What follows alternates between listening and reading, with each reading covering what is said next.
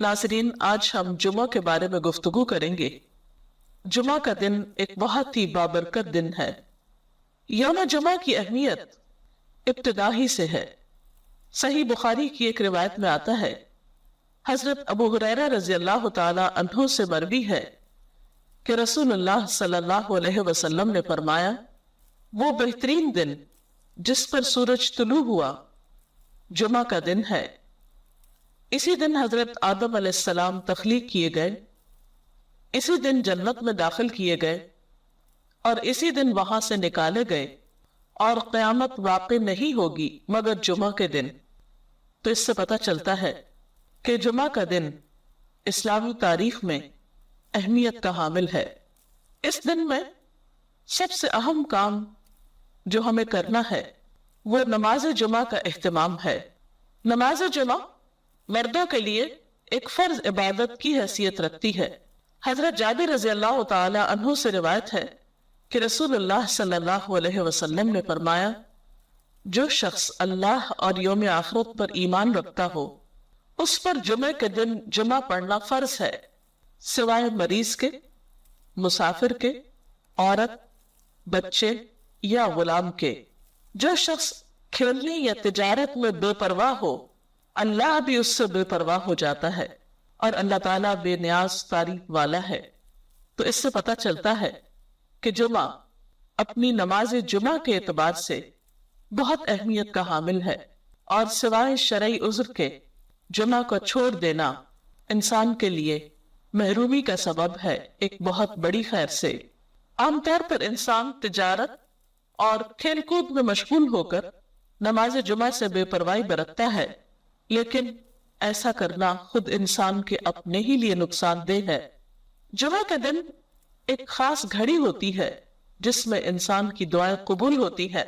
हज़रत अबू हुरैरा रज़ियल्लाहु ताला अन्हु से रिवायत है, रसूलुल्लाह सल्लल्लाहु अलैहि वसल्लम ने जुमे के दिन का जिक्र किया तो इरशाद फरमाया, इसमें एक ऐसी घड़ी है कि जिस मुसलमान बंदे को वो मुयस्सर आ जाए और वो खड़ा हुआ नमाज पढ़ रहा हो तो वो अल्लाह से जिस चीज का सवाल करता है अल्लाह ताला उसे जरूर अता फरमा देता है। और आपने अपने हाथ से उस घड़ी के मुख्तसर होने का इरशाद फरमाया कि वो बहुत लंबा या तवील वक्फा नहीं होता, तवील वक्त नहीं होता, बल्कि वो एक मुख्तसर सी घड़ी होती है। मुस्लिम की एक हदीस के मुताबिक वो घड़ी इमाम के मिंबर पर बैठने से नमाज जुमा के खत्म होने तक है और तिर्मिज़ी की हदीस के मुताबिक ये घड़ी असर से लेकर सूरज गुरूब होने तक तलाश की जाए। इससे पता चलता है कि ये दो औकात खासतौर पर जुमा के दिन अहम हैं जिनमें अल्लाह ताला का जिक्र और इबादत की जानी चाहिए। नमाज जुमा के अलावा कुछ और काम भी जुमा के दिन खास एहतमाम के साथ किए जाने चाहिए। उनमें सबसे पहली चीज तहारत व पाकीज़गी का एहतमाम और उसके लिए गुस्ल करना। हजरत अबू सईद खुदरी से रिवायत है कि रसूलुल्लाह सल्लल्लाहु अलैहि वसल्लम ने फरमाया, जुमे का गुस्ल हर बालिग शख्स पर वाजिब है, यानी इससे इसकी अहमियत का अंदाजा होता है। हजरत सलमान फारसी कहते हैं कि नबी सल्लल्लाहु अलैहि वसल्लम ने फरमाया कि जो शख्स जुमा के दिन गुस्ल करे और जिस कदर उसके इम्कान में हो तहारत करे, फिर तेल लगाए या अपने घर की खुशबू इस्तेमाल करे, इसके बाद जुमे के लिए निकले और दो आदमियों के दरमियान में जो मस्जिद के अंदर बैठे हो तफरीक न करे, यानी बीच में से उनको न काटे, फिर जिस कदर उसकी किस्मत में हो नमाज पढ़े, फिर जिस वक्त इमाम खुतबा पढ़ने लगे तो चुप रहे, तो उसके वो गुनाह जो उस जुमे और पिछले जुमे के दरमियान हुए बख्श दिए जाते हैं। हजरत औस बिन औस से रिवायत है कि रसूलुल्लाह सल्लल्लाहु अलैहि वसल्लम ने फरमाया, तुम्हारे दिनों में सबसे फजीलत वाला दिन जुमे का दिन है, बस तुम उस दिन मुझ पर कसरत से दुरूद भेजा करो, इसलिए कि तुम्हारा दुरूद मुझ पर पेश किया जाता है। इसके अलावा सूरत अल कहफ पढ़ना। आप सल्लल्लाहु अलैहि वसल्लम ने फरमाया, जो शख्स सूरत अल कहफ की तिलावत जुमे के दिन करेगा तो आइंदा जुमे तक उसके लिए एक खास नूर की रोशनी रहेगी। सूरत अल कहफ 15वें पारे में है। अजर सवाब के एतबार से बहुत बेहतरीन सूरत है। इसकी इब्तिदाई 10 आयात के पढ़ने वाले के लिए फित्ना दज्जाल से महफूज रहने की खुशखबरी भी है। इन आयात को याद भी कर लेना चाहिए। नमाज जुमा एक फर्ज नमाज है قرآن پاک میں اللہ تعالیٰ فرماتے ہیں یا ایھا الذین آمنوا اذا نودی للصلاة من یوم الجمعۃ فسعوا الی ذکر اللہ وذروا البیع ذالکم خیر لکم ان کنتم تعلمون۔ اے لوگو جو ایمان لائے ہو، جمعہ کے دن نماز کی آذان دی جائے تو تم اللہ کے ذکر کی طرف دوڑو اور خرید و فروخت چھوڑ دو، یہ تمہارے حق میں بہت ہی بہتر ہے اگر تم جانتے ہو۔ یعنی باقی تمام کام کاج چھوڑ کر عبادت کی غرض سے نماز جمعہ کے لیے مسجد میں حاضر ہونا چاہیے۔ آپ صلی اللہ علیہ وسلم نے نماز جمعہ کی فضیلت بیان کرتے ہوئے فرمایا، جس نے وضو کیا اور اچھے طریقے سے وضو کیا، کیونکہ بعض اوقات ہم تیزی میں وضو کرتے ہیں، کونیاں خشک چھوڑ دیتے ہیں یا پاؤں کی ایڑیاں خشک رہ جاتی ہیں، یا اسی طرح چہرے کو پوری طرح نہیں دھوتے یا صاف نہیں کرتے، تو اس سے وضو صحیح طور پر مکمل نہیں ہوتا۔ تو آپ صلی اللہ علیہ وسلم نے اچھی طرح وضو کرنے کا حکم دیا، فرمایا کہ پھر وہ شخص جمعہ پڑھنے کے لیے آئے اور کان لگا کر خطبہ سنے اور خاموش رہے تو اس کے اس جمعے سے دوسرے جمعے کی درمیانی مدت اور مزید 3 دن کے گناہ معاف کر دیے جاتے ہیں۔ اس میں آپ دیکھ رہے ہیں کہ خاص طور پر خطبہ کے وقت خاموشی کا ذکر ہے، کیونکہ اس وقت توجہ کے ساتھ بات سننا نہایت ضروری ہے۔ ایک اور حدیث میں یہ بھی آتا ہے کہ اگر کوئی شخص کسی دوسرے کو خطبے کے دوران یہ کہتا ہے کہ تم چپ ہو جاؤ، یعنی چپ کرانے کے لیے بھی بولتا ہے، تو اسے بھی ایک لغو بات شمار کیا گیا اور ناپسندیدہ قرار دیا گیا۔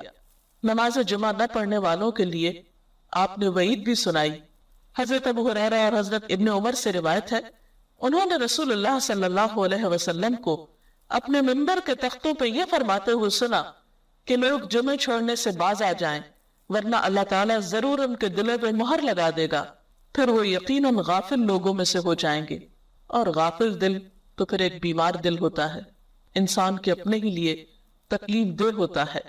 حضرت ابن مسعود سے روایت ہے کہ نبی صلی اللہ علیہ وسلم نے ان لوگوں کے بارے میں فرمایا جو جمعے سے پیچھے رہتے ہیں کہ میں نے ارادہ کیا کہ کسی شخص کو حکم دو جو لوگوں کو نماز پڑھائے اور میں جا کر آگ لگا دوں ان لوگوں کے گھروں کو جو جمعے سے پیچھے رہتے ہیں، یعنی اپنے گھروں میں ہی رہتے ہیں اور نماز کے لیے مسجد نہیں آتے۔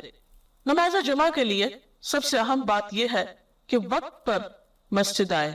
حضرت عبداللہ سے روایت ہے کہ ایک شخص گردنیں پھلانگتے ہوئے جمعے کو آیا اور رسول اللہ صلی اللہ علیہ وسلم خطبہ پڑھ رہے تھے تو آپ نے فرمایا بیٹھ جاؤ، تم نے لوگوں کو اذیت دی۔ یعنی دیر سے آنا اور پھر گردنیں پھلانگ کر آگے جانا اور جگہ تلاش کرنا یہ دوسروں کے لیے اذیت اور تکلیف کا سبب ہے، اس لیے وقت پر مسجد پہنچنا چاہیے تاکہ صحیح جگہ پر بیٹھ کر خطبہ سنا جا سکے اور نماز کی ادائیگی بھی بہتر طور پر ہو۔ اسی طرح بیٹھنے کا طریقہ بھی بتایا گیا۔ حضرت معاذ بن انس سے روایت ہے کہ نبی صلی اللہ علیہ وسلم نے جمعے کے دن جبکہ امام خطبہ دے رہا ہو گھٹنوں کو پیٹ کے ساتھ ملا کر بیٹھنے سے منع فرمایا، یعنی اس طرح ٹانگیں کھڑی کر کے گھٹنے پیٹ کے ساتھ ملا کر بیٹھنا منع ہے، ادب کے خلاف ہے، کیونکہ وہ ایک تعلیم کا وقت بھی ہے، عبادت کا وقت بھی ہے، اس میں ادب اور احترام کے ساتھ بیٹھنا چاہیے۔ پھر اسی طرح مناسب جگہ بیٹھنا چاہیے۔ حضرت ابن عمر کہتے ہیں کہ نبی صلی اللہ علیہ وسلم نے منع فرمایا ہے کہ کوئی شخص ایسا کرے کہ اپنے بھائی کو اس کی جگہ سے اٹھا دے اور خود اس کی جگہ بیٹھ جائے۔ کہا گیا کہ صرف جمعہ میں؟ فرمایا جمعہ اور اس کے علاوہ اور موقعوں پر بھی، یعنی کوئی شخص یہ نہیں کر سکتا کہ جمعہ کے دن خود تو دیر سے آیا پھر آ کر کسی اور کو اٹھا کر اس کی جگہ پر بیٹھے، اور ویسے بھی یہ ایک بد اخلاقی کی حرکت ہے۔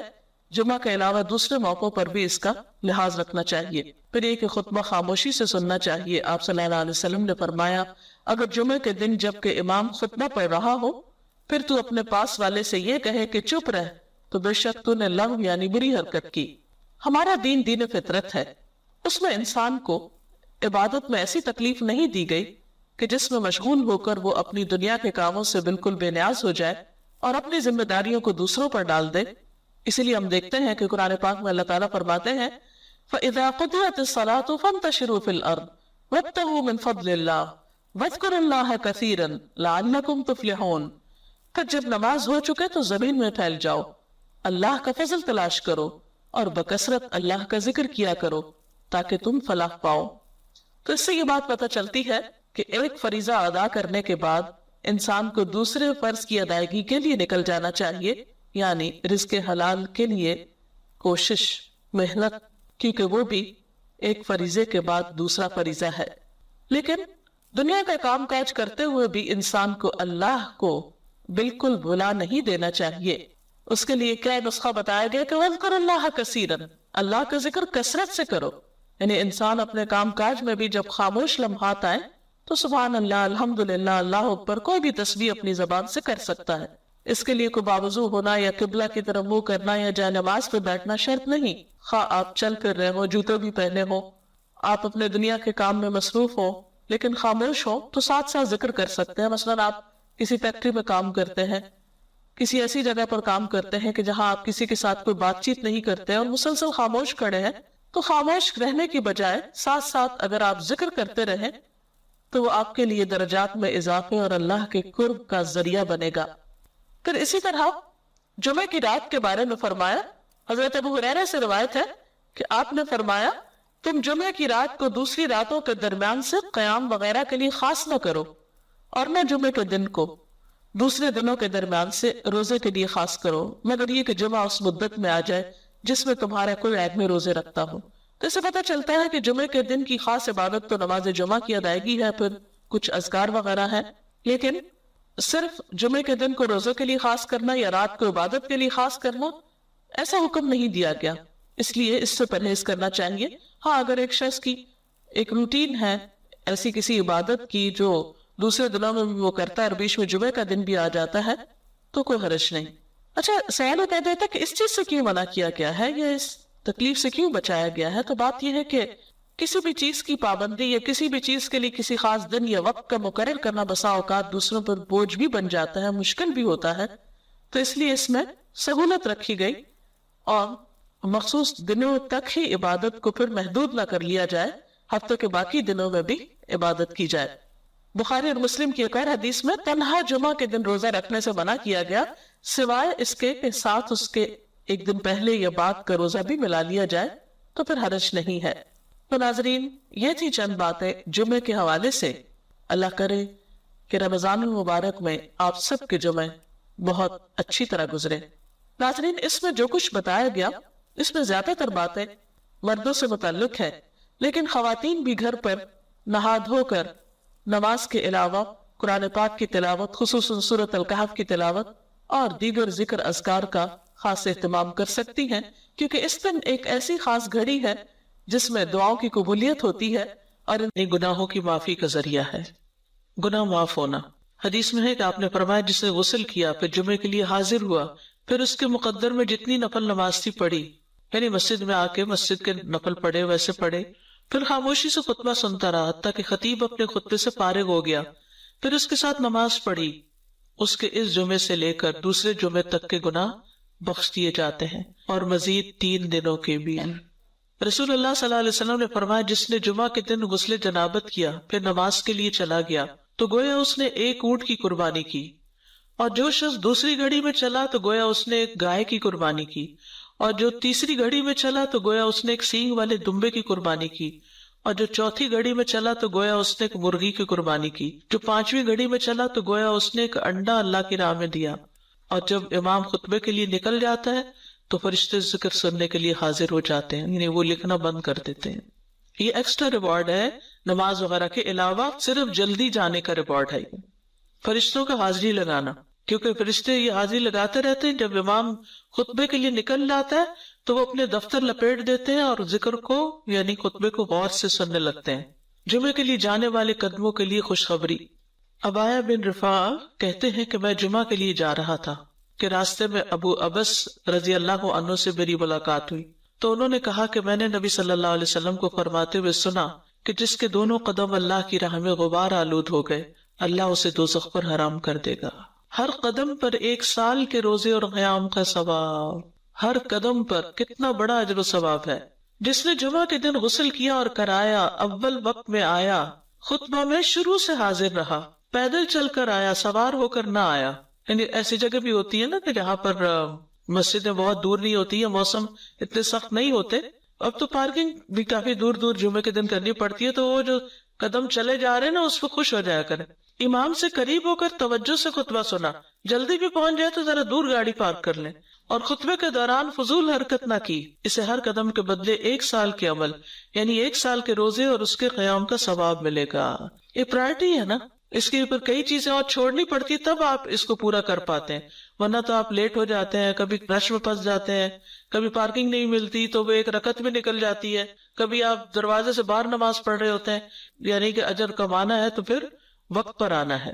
جمعہ کے دن 5 کام کرنے والے کے لیے خوشخبری، جو آدمی ایک دن میں 5 امور پر عمل کرے گا اللہ اسے جنت والوں میں لکھ دے گا، اور وہ کیا ہے؟ مریض کی تیمارداری کرنا، جنازے میں شریک ہونا، دن کا روزہ رکھنا، جمعہ کے دن نماز کے لیے نکلنا اور غلام آزاد کرنا۔ اب اس میں یہ کہ یہ 5 کام جمعے کے دن ہی ہو سکتے ہیں، اور لیکن جمعے کے دن کا اکیلا روزہ رکھنا منع کیا گیا، یعنی اگر کسی کا جمعرات کے ساتھ کا اکٹھا یا ہفتے کے ساتھ کا روزہ ہے، کوئی قضا رکھ رہا ہے یا ویسے ہی کوئی کفارے وغیرہ کے بھی رکھ رہا ہے، اچھا اس دن صدقہ خیرات کرنا بھی عام دنوں کے مقابلے میں زیادہ اجر و ثواب کا باعث ہے، تو انسان جمعے کے دن کی نا کچھ اس طرح کی پلاننگ کرے کہ اس دن خاص صدقہ بھی کرے اور نہائے دھوئے بھی اور ساری زیب و زینت اور پھر تیار ہو اور گھر بھی صاف ستھرا کرے، یہ کہ اہتمام نظر آئے کہ آج جمعہ کا دن ہے۔ امام کے قریب بیٹھنا، اللہ کے نبی صلی اللہ علیہ وسلم نے فرمایا ذکر میں حاضر ہوا کرو یعنی خطبہ میں، اور امام کے قریب بیٹھا کرو، بے شک آدمی دور ہوتا رہتا ہے حتیٰ کہ وہ جنت میں بھی پیچھے ہی ہوگا اگرچہ وہ اس میں داخل بھی ہو جائے۔ یہ تاخیر کی اتنی مذمت ہے۔ خاموشی سے خطبہ سننا یعنی بات نہیں کرنی چاہیے، کوئی اہم بات بھی نہیں پوچھنی چاہیے۔ ابن مسعود سے روایت ہے کہ انہوں نے ابی ابن کعب سے قرآن کی کسی آیت کے بارے میں سوال کیا جبکہ اللہ کے نبی خطبہ دے رہے تھے، تو انہوں نے اعراض کیا اور کوئی جواب نہ دیا۔ پھر جب آپ نے نماز پڑھائی تو ابی کہنے لگے تمہارا جمعہ ہی نہیں ہوا، تو ابن مسعود نے رسول اللہ صلی اللہ علیہ وسلم سے پوچھا تو آپ نے فرمایا ابی نے سچ کہا، کوئی بات کرنے کی اجازت نہیں، یہ کہنے کی بھی کہ چپ ہو جاؤ یہ بھی اجازت نہیں۔ عبداللہ بن مسعود کہتے کہ جب امام جمعہ کے لیے آ گیا پھر تمہارا اپنے ساتھی سے یہ کہنا کہ خاموش رہو لغویت کے لیے کافی ہے، یہ بھی لغو بات ہے۔ کوئی لغو حرکت نہ کرنا، کنکریوں سے نہ کھیلنا، فون سے نہیں کھیلنا، میسجز چیک نہیں کرنا، انگلیوں میں انگلیاں ڈال کے پٹاخے نہیں بجانا، گوٹ مار کے نہیں بیٹھنا۔ گوٹ مار کے کیسے بیٹھتے ہیں؟ گھٹنے اوپر کر کے اور یوں ایسے گھٹنوں کے گرد ہاتھ ڈال کے۔ کئی دفعہ ایسے نظر آتا ہے کہ خطبے میں لوگ اس طرح بیٹھے ہوتے ہیں کیونکہ پتہ نہیں ہے، یعنی آپ چوکڑی مار سکتے ہیں۔ آپ سب سے افضل پوزیشن تو یہ ہے کہ جیسے نماز کے اتحیات میں ہم بیٹھتے ہیں، لیکن کچھ لوگ اس طرح بیٹھ نہیں سکتے، چلے کرسی میں بیٹھ جائیں۔ اگر کرسی نہیں ہے نیچے بیٹھے ہیں تو چوکڑی مار کے بیٹھ جائیں، ٹانگیں اس طرح پیٹ کے ساتھ لگا کے گھٹنوں پہ ہاتھ کو بل دے کے اس طرح نہیں بیٹھے۔ اگر مجبوری ہے تو وہ اور بات ہے، لیکن یہ کہ بلا وجہ نہیں کرنا چاہیے کیونکہ ادب کے خلاف ہے۔ اونگ آنے پر جگہ بدلنا، نبی صلی اللہ علیہ وسلم نے فرمایا اگر جمعہ کے دن کسی کو مسجد میں اونگ آنے لگے تو اپنی اس جگہ کو دوسری جگہ سے بدل لے، کہ بعض اوقات ایسا ہوتا ہے نا خطبے کے وقت بڑی سکینت ہوتی ہے اور آخری خطبہ تو آپ نیند میں ہی سنتے ہیں۔ عبداللہ بن عمر اور ابو ہریرہ بیان کرتے ہیں کہ انہوں نے رسول اللہ صلی اللہ علیہ وسلم کو ان کے ممبر کی سیڑھیوں پر فرماتے ہوئے سنا لوگ جمعے چھوڑنے سے باز آ جائیں ورنہ اللہ ان کے دلوں پہ مہر لگا دے گا، پھر وہ غافلوں میں سے ہو جائیں گے۔ اذان سننے کے باوجود جمعہ کے لیے نہ آنے کی سزا، وہ بھی کیا ہے؟ دلوں پہ مہر اور غفلت میں مبتلا ہونا۔ ایک اور حدیث میں آتا ہے جس نے متواتر 3 جمعے ترک کیے تو تحقیق اس نے اسلام کو اپنے پس پشت ڈال دیا، یعنی اس کو اسلام سے کوئی تعلق نہیں۔ ایک اور حدیث میں آتا ہے جو شخص سستی کی وجہ سے بلا عذر 3 جمعے چھوڑ دے اللہ تبارک و تعالیٰ اس کے دل پہ مہر لگا دیتا ہے۔ نبی صلی اللہ علیہ وسلم کی ایسے شخص کے لیے ناراضگی ہے جو جمعے کی نماز میں حاضر نہ ہو۔ ایسے لوگوں کے لیے فرمایا جو جمعہ سے پیچھے رہ جاتے ہیں کہ البتہ تحقیق میں نے ارادہ کیا کہ میں ایک آدمی کو حکم دوں کہ وہ لوگوں کو نماز پڑھائے، پھر میں ایسے آدمیوں کے گھروں پر آگ لگا دوں جو جمعہ سے پیچھے رہ جاتے ہیں۔ اتنی ناراضگی کا اظہار کیا۔ عقبہ بن عامر سے روایت ہے، وہ کہتے ہیں کہ رسول اللہ صلی اللہ علیہ وسلم نے فرمایا مجھے اپنی امت کے متعلق کتاب اور دودھ سے خطرہ ہے۔ حالانکہ یہ دونوں کتنی بینیفیشل چیزیں ہیں۔ کسی نے پوچھا یا رسول اللہ کتاب سے خطرے کا کیا مطلب؟ فرمایا اسے منافقین سیکھیں گے اور ایمان والوں سے جھگڑا کریں گے، یعنی منافقین بھی قرآن پڑھیں گے اور ایمان والوں سے جھگڑا کریں گے۔ پھر پوچھا گیا کہ دودھ سے خطرے کا کیا مطلب ہے؟ فرمایا کچھ لوگ دودھ کو پسند کرتے ہوں گے اور اس کی وجہ سے جماعت سے نکل جائیں گے اور جمعہ کی نمازیں چھوڑ دیا کریں گے، یعنی دور دراز کے علاقوں میں فارم ہاؤسز میں جا کے بسیں گے اور جمعے کی نماز تک نہیں پہنچیں گے۔